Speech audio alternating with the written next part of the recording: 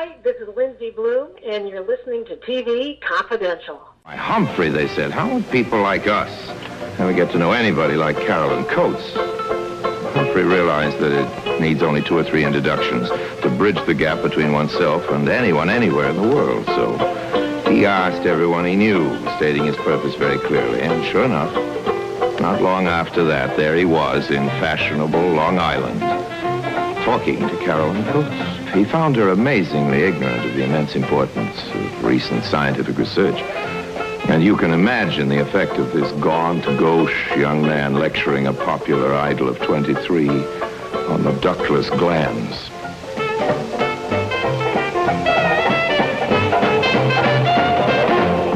Carolyn's smart friends were amused and then amazed, for she had fallen head over heels in love. Who are you calling, dear? Letty Popper. Who? The gossip columnist. Hello, Letty. I want you to be the first to know. We're getting married. Wonderful, darling. Who is it? Baxter, the Grand Man. Ed Robertson, welcoming you back to TV Confidential, radio talk show about television. Joseph Dougherty and Alexis Hunter are with us via Zoom as we remember the life and career of Joi Lansing. Joe's book, Comfort and Joi, is part biography, part appreciation, part literary fantasy of Joi Lansing, as seen through the eyes of a narrator who uses his lifelong fascination with Joi Lansing as a vehicle to discuss our own relationship with movies and certain movie actors. Is Comfort and Joi available wherever books are sold through tuckerdspress.com? Did I get that right? You got that right. It's also on the Great Beast of Amazon. And the Great Beast of Amazon. Alexis Hunter is the author of Joi Lansing, A Body to Die For, an intimate memoir of Alexis's 4-year relationship with actress Joi Lansing, a period that coincided with the last 4 years of Joi's life before she died of breast cancer in August 1972. Joi and Alexis had to keep their relationship secret, partly because of the pressure Joi felt to maintain her image as the blonde bombshell and object of desire of all men, and partly because the public at large was not as accepting of intimate relationships between two members of the same sex in 1969-1970 as they are today. Alexis's book, Joi Lansing, A Body to Die For, available through Bear Manor Media, as well as the great beast known as Amazon. Joe? It's interesting. She runs through, if you're looking for her, she runs through mid-century film and television in America, like some kind of beautiful connective tissue. Yes, I mean, that's right. I mean, when you know where to find her, you can find her in Singing in the Rain. You know, and when you know where to find her, you can find them in pictures not as good as Singing in the Rain. I mean, you know, but it's like, okay, fine. I'm going to be in Singing in the Rain, and I'm going to work with the Bowery Boys. And and every time she comes on stage, there's an easiness. She's extremely comfortable with herself. Yeah, she was so secure in her own body. She was. But that's so hard. I mean, I work with some attractive actresses, and I sometimes are aware of how nervous they get. Joi was never nervous ever when she went on stage, when she was singing, when she did TV or film. She was so comfortable. What you're describing is really one of the reasons why she stays in the memory for people just sitting out here watching the movies and watching the television shows. It goes again. I'll go back to the Bob Cummings thing. There are lots of beautiful women in that show, including Nancy Kulp. I want to bring that up because that's one of my favorite observations in the book. Is couple of things. One of the common threads in Joi's life and Joi's film and television work throughout the 50s is Al Simon. Al Simon, we wouldn't call him this today, but he was the showrunner of Burns and Allen. And I believe he was the one who recommended Joi to Bob Cummings. And as a result, she did 2 out of every 3 episodes of Bob Cummings show. You know, so that's for a working actor, have a recurring role on a show that ends up running 5 years. I mean, you can't get much better than that. But the other thing, well, you could have if they'd had residuals. well, there's That would have been that. nice. Yeah. There's that. But not too long ago, I found myself taking a deep dive into the Beverly Hillbillies, which was also produced by Al Simon for Paul Henning. And I had never seen Joy's episodes with Flats and Scruggs, but she had a recurring role. The fun thing about the Beverly Hillbillies, and I don't know whether this was deliberate or not, but they were doing story arcs before Stephen Bochco made story arcs a thing. Right. And what I mean by that is, with very few exceptions, if you did, and I am not a scholar on the Beverly Hillbillies. I found myself watching about 40 of them over the course of a 7-day period. Oh my Lord! You've been down to the cement pond a long time. I was, and I forgot what a funny show that is. Hysterical. Yeah. But if you signed up, particularly once they went to color, I don't know whether one had anything to do with another, but if they signed you to do one, to do a guest star, your character would be part of a story that would take 3 or 4 episodes to play out. And then they bring you back a couple of years later and you do another 3 or 4 episodes. Yeah. And that's sort of the Flats and Scruggs arc of Beverly Hillbillies. And I forget whether she was Mrs. Flats. She's flat. Okay. They thought that was funny. Yeah. Yeah, Gladys Flatt. Yeah, right. And it's like, this is good. What bothers me is I actually remember the plot of the first episode, which is basically Lester Flatt was at one time engaged to Granny. and she's terrified he's coming back to claim her, and she doesn't want to do this. And it's just, and it's like, and I think I remember seeing where Irene Ryan goes up to Joy and lets her down easy. Well, these things happen. And it's the two, and I think she made a movie with Jethro in one of them. I think it's like 6 or 7 episodes. But again, it's like she would have looked good in black and white, but Lordy, oh my God, just walking across the stage. Yeah, and if I remember correctly, she was basically the straight man. Yes. I mean, there was one show where Gladys wanted to quote unquote sing serious stuff. And it was an opportunity for Joy to, because during this time, Joy had launched a very successful nightclub career where she was singing standards and whatnot. And the show gave her an opportunity to sing whenever possible. Right. The gag was she couldn't sing really good stuff like Foggy Mountain Breakdown or something. Right. That's right. She couldn't sing the country western stuff. It's kind of like watching. It's like, I don't know why, but now I'm seeing a strange confluence of storylines between Beverly Hillbillies and the Munsters, where the outsiders don't quite match up. But God, I don't think she. Boy, has anyone ever counted her television appearances? It's. Well, IMDb said something. I can't remember. Something like 125. I'm not sure.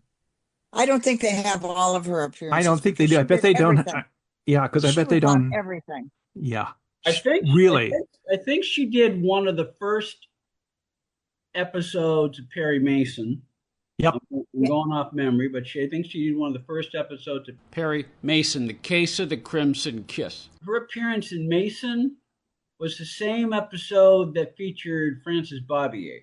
But I think she did more than one Perry Mason, I think. I'm just going off memory. You might be right. But and I know she did, I think she did Maverick with Jack Kelly and Adele Mara, who was Roy Huggins's wife at the time. So, look, when you show up and you do the work, whether it's a silent bit or whether it's being the model who wears all the sweaters on the Bob Cummings show, God love her.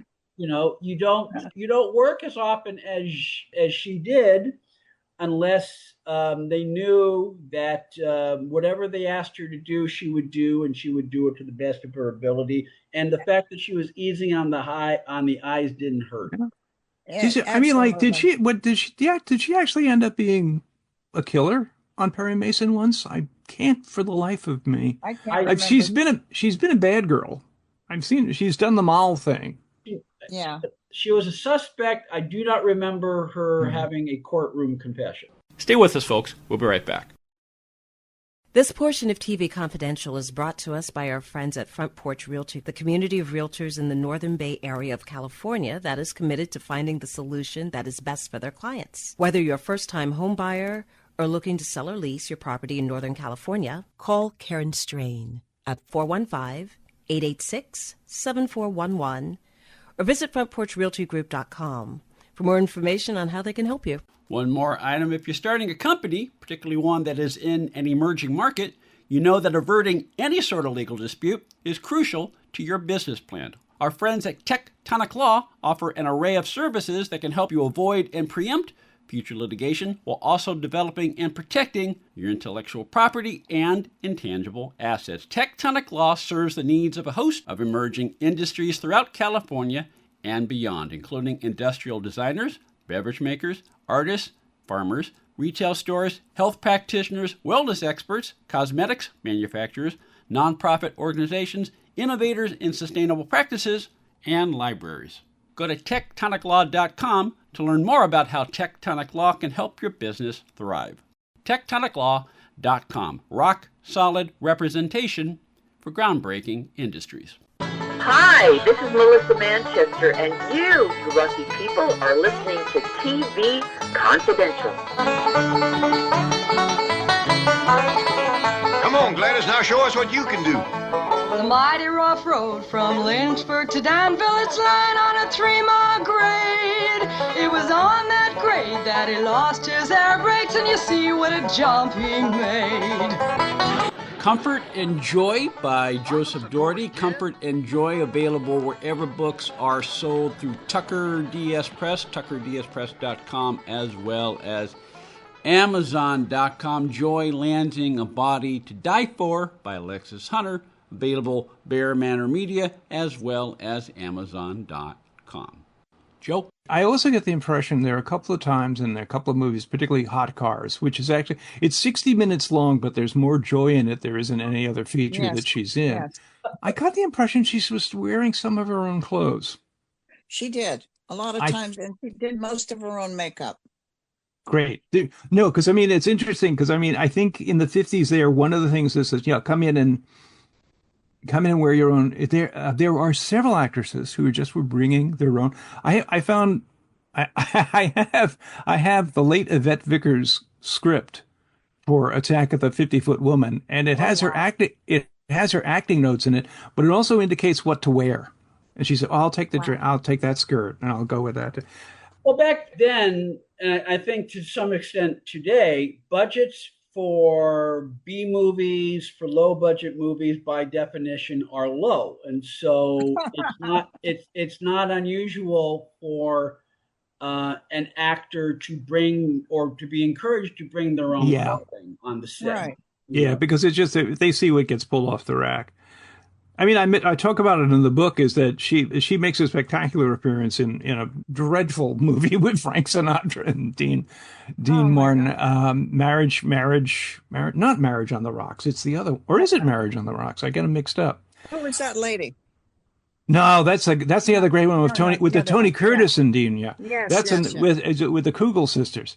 Yeah, she wears the spectacular dresses. It's her last shot in a major studio movie in 1965, and I realized I was in deep trouble when years later I'm watching Hotel with Rod Taylor, and there's a B girl picking up a guy in a bar in New Orleans, and then she sells his room key to Carl Malden. I said to myself, I don't know this actress, but that's Joi Lansing's dress.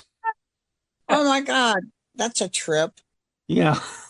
And it was like, I think it was an MGM thing. So it was probably a Walter Plunkett dress. Where that dress is now, I hope it's adorning someone wonderful. Well, I forget which studio produced Marriage on the Rocks, but it was not unusual back then for the example. It was one. You know what? I'm telling you, it's Warner Brothers for what it's worth. But okay, well, yeah, that ties in with the example I'm going to give. She did at least one Maverick. There were several occasions, both with Jim Garner and Jack Kelly, where they would grab footage from an Errol Flynn movie to use it as an establishing shot. And right. In order for that to be consistent, in a close-up, they would have Kelly or Garner wear the same costume that Errol Flynn wore in Ticonderoga Pass or whatever the movie was, for continuity. So sure, that's actually a step I wouldn't have thought they would have made, was to go to that much trouble. But yeah. Well, and I don't think any of the things she wore in Maverick were from her own collection. They might have been left over from Klondike. Probably. Yeah, Klondike. Yeah. My God, my brain is full of useless things. It is. No. It is. No, it is. I think it's the small things that stick in our minds. It's the things we remember and the people we remember, and I remember the theaters I was in when I saw a lot of these movies, and that's in the book too. It's like, I know I saw her in Hole in the Head on a double bill at the Westbury Theater with Some Like It Hot. And both of those movies and the two of those movies together come in over 4 hours. Yeah. So what was I doing up late that time? But no, it's like, I mean, for people who want to have a good time, we should probably put together a great sampler list. You should see the Orson Welles Fountain of Youth. That's on YouTube. The Bob Cummings things are floating around. Her Lucille Ball things are floating around. The Beverly Hillbillies are floating around. Beverly Hillbillies are floating around. Sure. There's a little crime drama called Hot Cars. Right. Which is only 60 minutes long, and it's surprising what they try to do in 60 minutes just to make the thing go. Yes, and an astonishing finale for a short film. That's a lot of fun. You kind of have to, and you don't have to see all of it because it could hurt. Sure. And that's Who Was That Lady? Yeah. Also, on YouTube, a lot of Bigfoot. You can see that terrible film on YouTube. Yes. Also, for your audience, I hope some of them will see her Scopatones. Oh, yes. They are out on DVD, and I know you can find them all over YouTube. Oh, they're on YouTube. Yeah. Yeah. Do you have a favorite? Oh God, yes. Of course I do. I'm trying to think of the one. I've got a guess. So I would make it. I've got to guess what it might be. Oh. What was it? The one I love belongs to somebody else. That one was good, but the one that cracked me up. Web of Love? Web of Love is my favorite. It's so camp. She's against the background of a spider web, right? Yeah. Please do not take drugs before you watch this.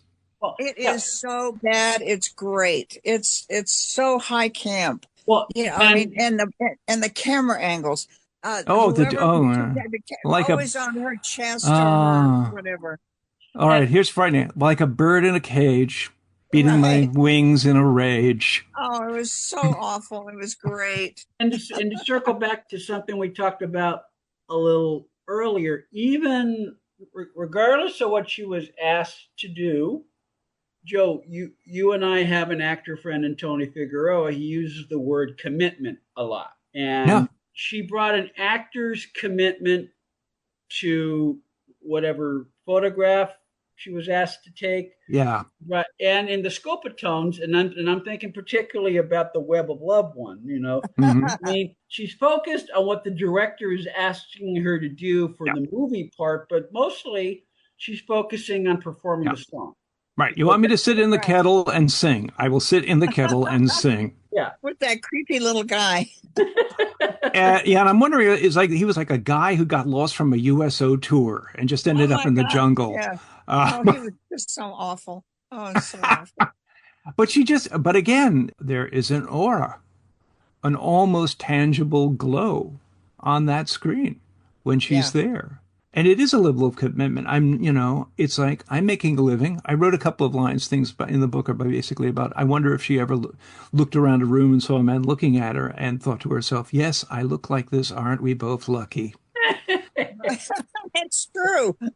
It's true, Joe. Comfort and Joi by Joseph Dougherty. Comfort and Joi available wherever books are sold through Tucker DS Press, tuckerdspress.com, as well as Amazon.com. Joi Lansing, A Body to Die For by Alexis Hunter. Available Bear Manor Media, as well as Amazon.com. Joe and Alexis will be back next week for part 2 of our appreciation of the life and career of Joi Lansing. We'll talk some more about Joi's very successful nightclub act in the 1960s. Plus, Alexis will share a few personal memories of her life with Joi, including the last few months of Joi's life. Joi Lansing passed away 53 years ago this week, August 7th, 1972. Part 2 of our conversation with Joseph Dougherty and Alexis Hunter next week on TV Confidential. In the meantime, we'll take a quick time out, then we'll be back with more TV Confidential right after this. Now you can fly anywhere in the world and pay discount prices on your airline tickets. Book a flight today to London, Paris, Madrid, or anywhere else you want to go. And pay a lot less guaranteed. Call the International Travel Department right now at Low Cost Airlines. 800-222-0511. 800-222-0511. Again, that's 800-222-0511.